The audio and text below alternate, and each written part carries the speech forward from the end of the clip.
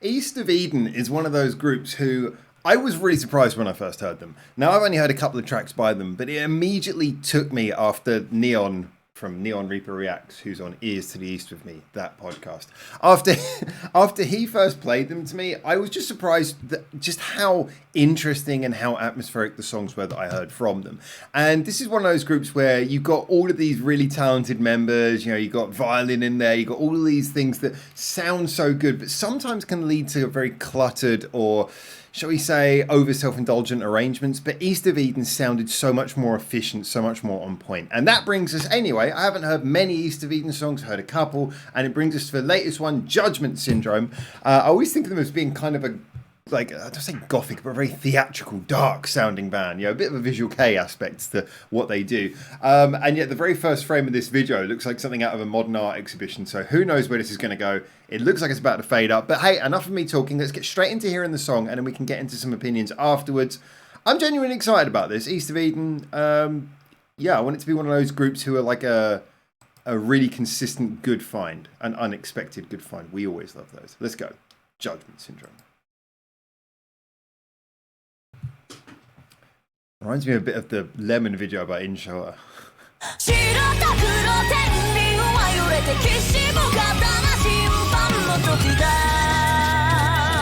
Wow. They gone from dark and gothic to like neon business casual. Oh damn. The colours. I love the colours. Best drumsticks ever.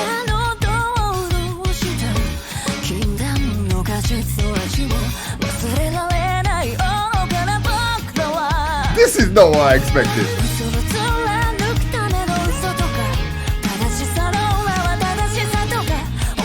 Bit of a tricop polka dot stingray kind of like vibe to this verse.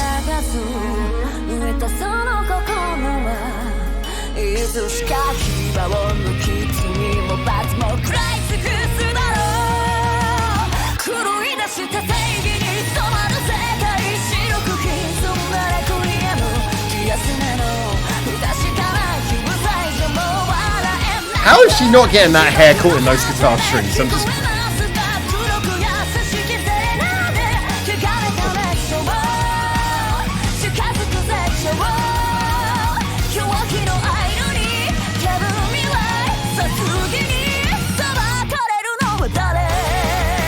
The violin does add so much, but I have to say the core songs, I love these chord patterns here.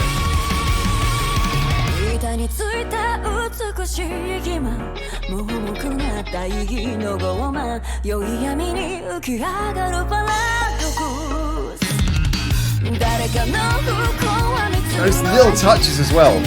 Again, it's not overall, it's not cluttered. Just little ideas come in there, here and there.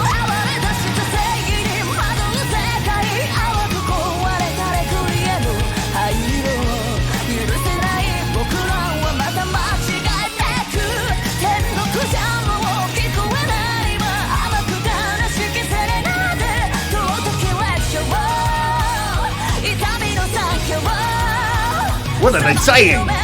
In slow motion.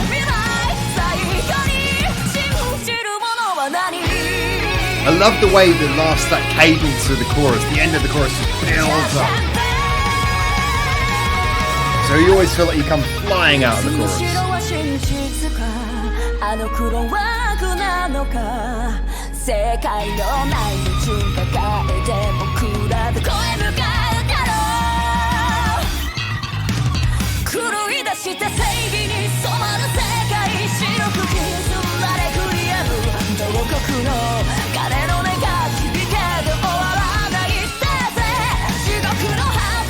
It's so much for the ears to take in, but again, not in an overwhelming way, just in a fulfilling way.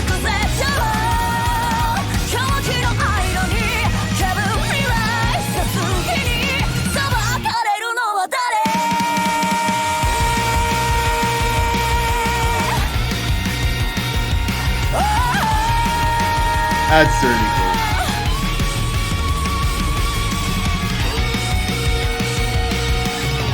In a way, it's more Alia than Unlucky Morpheus.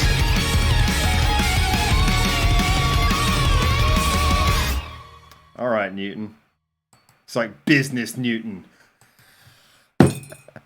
Isaac's coming out of meeting. I told you they drop. That was a ton of fun. I really like that. So, on one level, it keeps the sort of, I guess, the big dramatic emotional impact that we expect from East of Eden, or at least, when you consider the contributing members and the way that they started off. I mean, all credit to any band who can instill a bit of variation into their catalogue, but this definitely keeps that big dramatic feel that, I guess is core to what East of Eden do. But the thing that really took me here, and the music video helps in a way, because when you see a music video, the visual aspect helps set the way that you listen to something. It kind of sets the scene a little bit. And so obviously having this much more clean cut, much less sort of, much less of the sort of usual dramatic video and the dark styles and everything that we expect from groups like, I'm going to draw the Unlucky Morpheus comparison again. This was instead very clean cut, very bright, very colourful, like the neon colours, the big bright red bass, the long hair, which how she did not get that hair caught in the bass strings, I do not know. That's very impressive, I must say. It was just all very clean cut and bright, but in a way that, not in a sterile way, in a way that it just kind of looked very, kind of a sharpness to it, and that reflected in the music, because musically this was a song which, again, there wasn't anything here which was, it was not like the song was going to throw you off, but it was taking very interesting twists and turns. I mean, the chord pattern, the way that it builds up through the chorus, and the voice as well, the singer, sorry, I don't know her name, but her vocal performance, it was brilliant the way it builds up through the chorus. It's not just one of those choruses that's designed to be catchy. It's like the central bit where you go back where all the drama drops in, where the song feels dramatic, where you get the full impact of everything. Like suddenly this is what you've built up to. I just feel this was a song that had a lot of drama, but it was delivered in a very cool, calm kind of way. Again, it wasn't cluttered. It wasn't like a bunch of stuff was happening all at the same time. I've mentioned about this violinist. Now, apologies. I am not able to remember her name. I believe that she is the same violinist who is in... I just realised I can't remember the name of the group, the Bang Dream group, with the violin, and I did a review of their first song when it came out. Damn it, I can't remember what they're called now. Basically, she's in one of the Bang Dream groups, right? Anyway, she's got that ability where she's able to very much add colour to everything. And she was also on the first Lonesome Blue single, I believe. I don't know if it was one of the first Lonesome Blue singles. And I said then, that was the first song I heard her on. Again, I'm hoping this is all the same person. I'm not making a fool of myself. But the thing that I said was that she was so good at just adding colour to the song. Not forcing herself to the front, but just sort of like putting in the right notes in the right places, just to sort of like hold everything together. I mean, you've got a lot of sharp sounds. You've got a guitar which can do obviously held notes, but it's a very sort of sharp sound. You've got all of these very powerful contemporary rock sounds, but you've got this violin that just adds this smooth atmospheric feeling in the background. She just adds the right notes in the right places, and occasionally will do something a little bit more twiddly, a little bit more virtuoso, just popping up to the front occasionally. And I respect that. She just gave a very measured and really good performance that brought the most out of everything around. This is one of those songs where I think the greatest compliment you can give for any type of music is when there's no element that you could take it out and everything would still be okay. Like every single member in this group was delivering something that really helped. Now, if I'm getting this correct, so from left to right, I'm thinking violin, bass, vocal, drums, guitar. As far as I'm aware, I did not clock this originally. I don't think I did. So East of Eden only have one guitarist. If that's true, which I think it is, then this further supports the thing that I often say that people really jump down my throat about. That if you want to have a really good rock group, sometimes having one guitarist is actually the best thing. Because then the one guitar you've got counts more. It's more distinct. It's more, everything it does matters more. And don't get me wrong, you can have two guitar groups which are brilliant. A lot of my favourite bands have two guitars, and so I'm not talking down about it, but I'm saying there is something very underrated about groups who do rock music with one guitarist in there.